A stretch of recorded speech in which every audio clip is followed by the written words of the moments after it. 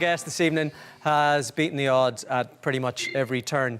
Her story starts with extreme poverty, teenage pregnancy and homelessness. But tonight she's here to tell us how it ended with a Ph.D. and one of the books of the year. The book is called Poor. Please welcome Dr. Katriona O'Sullivan.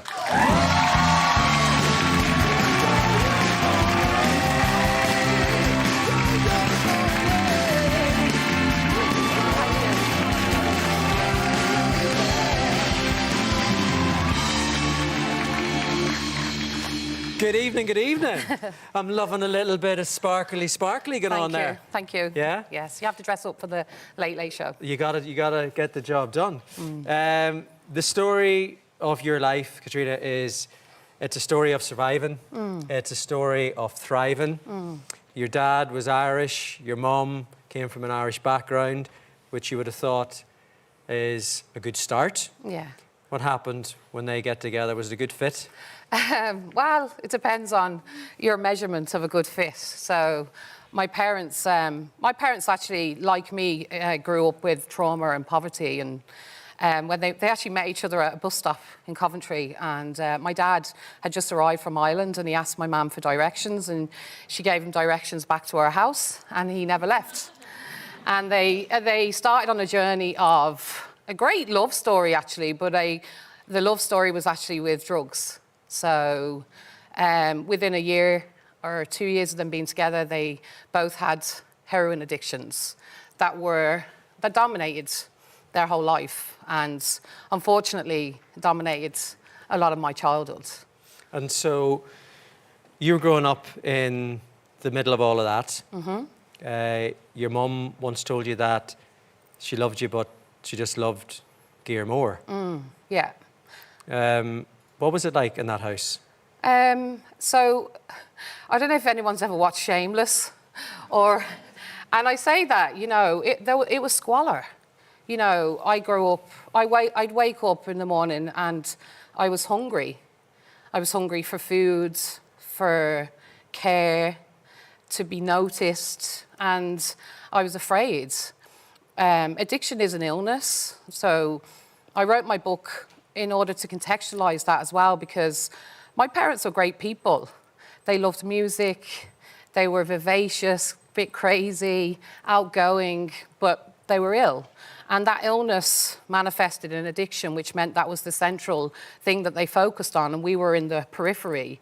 And so it was neglect, real neglect, because we grew up in a council estate, and council estates are full of poor people. And I like to call them poor and rich poor.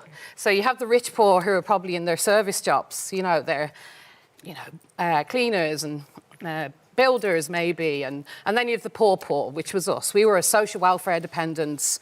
We were robbing your lawnmowers. We were robbing the car stereos, and prison and all them things were the things that dominated my childhood. And you would go to school and you'd come home with maybe a pen from school.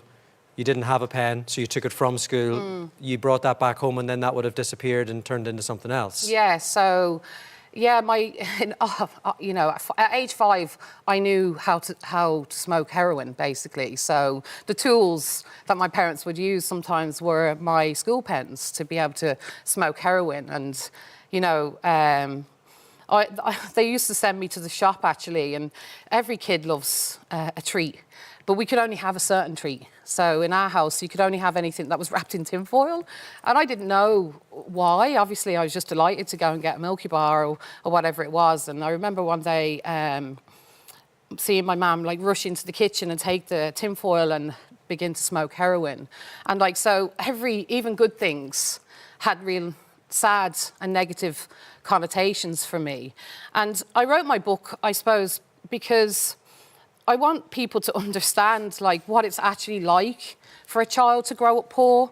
And while my parents were unwell, there was also people within my community and people who were supposed to treat me well who didn't. So I could understand that they were unwell, but there was also mistreatment from policemen and prison officers and social workers, people who I suppose were supposed to protect us, actually saw us as vermin. And I wanted to talk about that and kind of say, you know, it's unsafe already to be in a family like that. But then when the world also looks at you as an extension of that as a little child, it's really damaging because you've nowhere to turn. And in all of that chaos, there was a couple of teachers that did help you, and just with basic stuff, keeping you clean and giving you clothes. I was really lucky. My first experience in school, the first day actually, a wonderful teacher from Tyrone. She had a lovely Tyrone, someone in the audience from Tyrone? Yeah. But I remember the first day, I grew up in England, right? And my name's Katrina, but my dad, for whatever reason, used a K. And everyone in England called me Katriona, which is really fucking annoying because no one would call me by the right name. But this teacher, she, the first day, she said, oh, a little Irish girl like me, Katrina, you know. And I remember even at the age of 5, I was already very suspicious of the world. I'd been through enough. Like, trauma actually causes you to feel unsafe in all environments and look to the world for threats. And so I was already like that. But this particular teacher, she did 2 things that changed my life. The first thing that she did, and I think for all teachers, they should really recognize this, is that she always expected me to be able to achieve like everybody else. Even though I was the craziest kid in the class. I was wild. I hated sitting still because I was full of fear. But she used to pick me for jobs, which was really annoying. By the way, she'd be like, Katrina, will you go down the hall and drop this off, drop this message off? And I'd run out of school straight away into the playgrounds. I hated being in school, so I'd never do the job. But she never stopped asking me. She never stopped believing that this little wild, naughty girl who wasn't behaving like everybody else could achieve the same as everybody else. And when someone believes in you, especially when you haven't got that at home, it makes a difference. And the other thing that she did for me is I pissed the bed. I was pissy pants, which is awful. I was already getting abused at home, and then in school the kids didn't want to play with me because I smelt. And this one particular day, her and the teacher's assistant took me into the little bathroom in school and taught me how to wash myself. So they brought in 5 pairs of knickers into the bathroom. They had Monday, Tuesday, Wednesday, Thursday, Friday written on them. And this lovely teacher came down to my level and said, you've done nothing wrong. We really want to help you. So I used to go into school early and grab a little bag off the desk, and my little bun, because I didn't have breakfast, and a fresh pair of underwear every day. And that actually changed my life in so many ways. And one of the ways, sorry. There's so much in your story that I want to try to get through. You know, so you went from being that kid, you ended up then pregnant yourself at 15. Yeah. You ended up back in Dublin, and you were addicted yourself. Yes. Yeah. So poverty breeds poverty. Like, you can't, like, I at 15 was pregnant and made homeless. I gave birth to my beautiful son in a homeless hostel in Birmingham. I wanted, like every woman who has a child, to love my son and give him everything. But sometimes we are haunted by the life that we're born into. And in my case, I'd been through so much trauma at that point that I actually couldn't be the mother that I wanted to be. And so I spent a few years grappling. I'd left school, I was a cleaner, I was on social welfare at a council house. I spent a few years grappling with addiction and also just misery and trying to find my way in this dark space. And luckily for me, I came to Dublin when I was 21. And you managed to get yourself into rehab, and then a chance meeting on O'Connell Bridge basically changed your life. Oh my God, yeah. So I used to get my lone parents. So I was living in Summerhill, Dublin 1, up Dublin 1. I love town. I belonged there, you know, it was my people. And I was on my lone parents, and I lived in a little rented flat, 1 room, me and my son. And this one morning outside Penny's on O'Connell Street, I'd never forget it. I met my friend, Karen, and I said to her, oh, how are you? How's it going? How's it going? And she said she was in Trinity College, and I literally said, fuck off. Sorry to swear on the late. No, I mean, but I was anything goes here. You're good. Because I didn't think Trinity College let people like us in. Like, I thought that it was blocked off from people like me, chavvy girls, cleaners. Like, I was a cleaner in a Connolly station at that point, and on lone parents. But she told me about this program called the Trinity Access Program. It was a specific program designed to give an opportunity to people like me. And you got in? I marched over. Like, one of the things I think we forget when we think about poor people or women like me is, like, I'm super skilled. Like, I can survive, I can really fight physically and verbally. I'm not, yeah, exactly. I don't do that anymore, but I can advocate for myself. And yeah, I marched into Trinity. I actually went over and knocked on the door and said, I want to change my life. And I was so lucky to be in Dublin in the early 2000s because the investment was there in poor people. To have those programs to allow people from different backgrounds to get in there. Yeah. So you get in there with people from a completely different background. Yes. And how did they treat you?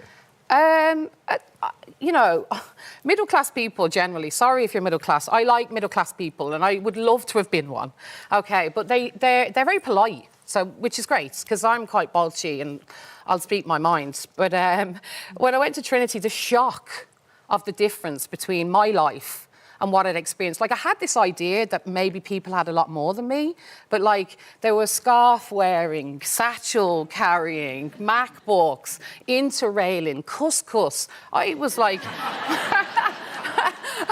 I thought Iceland was healthy. Like, I ate chicken nuggets most days and frozen McCain chips. I'm not advertising them, but that's what I ate. No, but while you were doing all that, you then managed to get yourself a first at Trinity. Yes.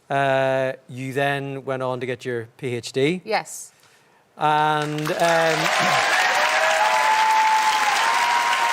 you there with your mum and dad. Yeah. You're now lecturing yourself. Yeah. My husband. Yeah. when you look at what kids have to overcome from underprivileged backgrounds these days, what's the main obstacle for people to make that same journey that you made? I think there's a number of obstacles. The first one is in school, like the expectation for me when I went to school was to perform exactly the same as everybody else. There was no consideration for the fact that I was coming in from a family that had no experience of education, with trauma and poverty, lack of food. I was expected to learn the ABCs like everybody else. And like, so that really we have to really think about how we design the classroom and who we're trying to serve in the classroom. And then we have things like the Leave Insert, for example, whereby, like, when I went to Trinity, I honestly did not know that I am so intelligent. Like, I have rocket fuel up here, and I didn't know that. I knew I could buy and sell you, and I knew I was savvy, and I had street smart, but I didn't know I was actually clever, because school taught me, because I failed, and I didn't get 600 points or the A-levels, that I wasn't clever. And so I think we really need to think about what we're teaching young people with the messages we give them. And so, like, when I went to Trinity, I was like, oh my God, I'm actually deadly at this. And that was such an empowering feeling. And the other thing I think we're letting people down on is, like, education is a gift. Like, I see the world now so differently. Like, I see myself so differently. Like, it's actually a gift to be able to think about the world with an educated mind. And I think that everybody should have that right. And we should do more to be able to make sure that talented people like me can demonstrate that talent and contribute to the world. And I just don't think we're doing enough.